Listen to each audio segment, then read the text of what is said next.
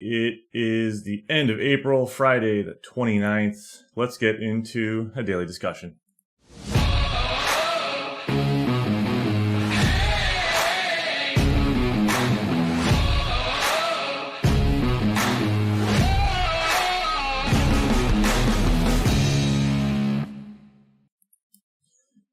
So some good topics in the last 24, 48 hours. Again, this is just a nice little review of the things to care about and not care about in the world of cyber.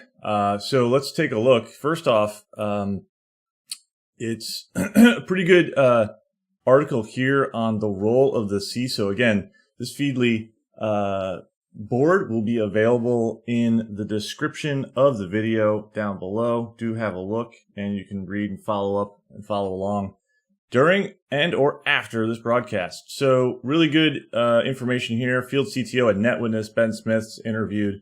Some really cool points that he's seeing, actually not as a CISO. Not sure of Ben's entire background, but he's got a great interview here with the folks from Beta News. One of the key points that I wanted to highlight is, the focus of obviously every C-level executive here, not just the CISO, focused on how the organization moves forward as a sustainable entity. What does that mean?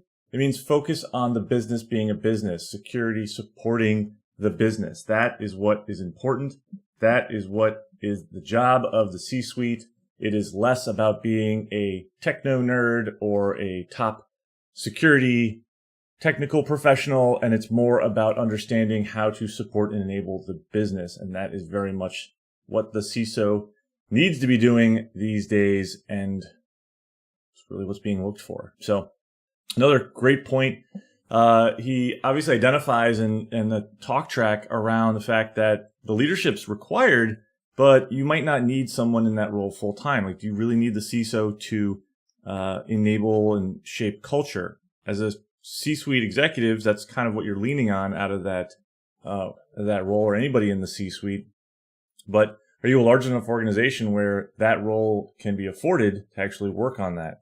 So, his call out around the use of fractional virtual CISOs are a cost-effective way to augment the team, get some of that senior level leadership, get somebody who can really manage a team, build a team, even build their successor, come on in and work on the initiatives, again, enabling the business. I happen to, obviously agree with that because side channel. There's a couple interesting things out from CISA, and whenever we're tracking what the government or CISA or any of these aggregators are kind of telling us and warning us about, it's good to keep in mind about what to worry about and what not to worry about. So I want to focus on what to worry about first. Cisco's released security updates. If you're not subscribing to Cisco's security advisories, their page or anything else, you really should be, because this is what is going to be giving you at least some level of updates to potentially the systems that you have in your environment. If you don't have Cisco, switches, hardware, routers, firewalls, this isn't a concern. But if you do, you should be monitoring this and looking for and tracking when this page is updated, when releases are pushed, and start working those into your entire, life cycle for patch management, vulnerability management, and all of that. So CISA is great because they're able to pull together, this advisory and publish this for you. So subscribe to one of the two, but subscribe to something and follow along. Again, another area to follow along with is Chrome. If you're using Chrome or whatever browser of choice you have, you should be tracking and, acknowledging, following up, and again, working into your vulnerability management and, patch management processes, how to actually address these that are coming out, and you need to be aware of them first. So however you're updating Chrome on all of your end user devices, that's on you, but you need to know when to be doing that and making sure that you're up to date. Again, following the releases that are coming out, and this comes out for a lot of major products. So, it comes back to the thinking, just look at the major products that you have, where are many vulnerabilities being used, what is usually being used to exploit systems, patch those first. So think, third-party software like Adobe Acrobat and Java. Think about web browsers. Think about thick clients for email. Think about these big applications that have a lengthy attack surface and are in use across a lot of different organizations. The ROI for attackers to target those types of software to exploit is pretty high, so make that your top priority. Areas to not consider: destructive malware targeting organizations in the Ukraine. I don't know how many times I keep hearing from folks about the knee-jerk reaction of different types of threats that have absolutely nothing to do with them. Am I saying that these aren't a concern for everyone? No, I'm saying that they're predominantly not a concern for most of you. So take a look at what these updates and advisories are talking about. Think about where the threats are actually focused.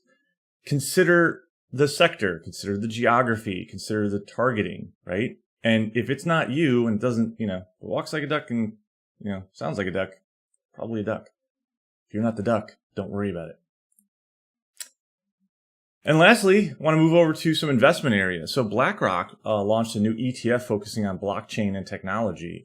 We obviously work with a number of different private equity firms and supporting their portfolio companies and their security posture. And our recent foray with the crypto space, specifically the digital supply chain that eventually leads to putting those digital assets or Bitcoin or cryptocurrency in your hand, or a virtual hand or virtual wallet, or whatever it is.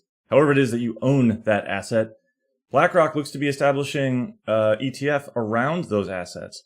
My question comes into is, how is BlackRock or any of these private equity firms and these firms that are managing or investing in these larger digital asset companies and organizations, how are they looking at the security posture of them? The news is ripe with crypto exchanges and wallets being pilfered, and it doesn't seem like we have a solid security posture to the foundation that is the digital supply chain.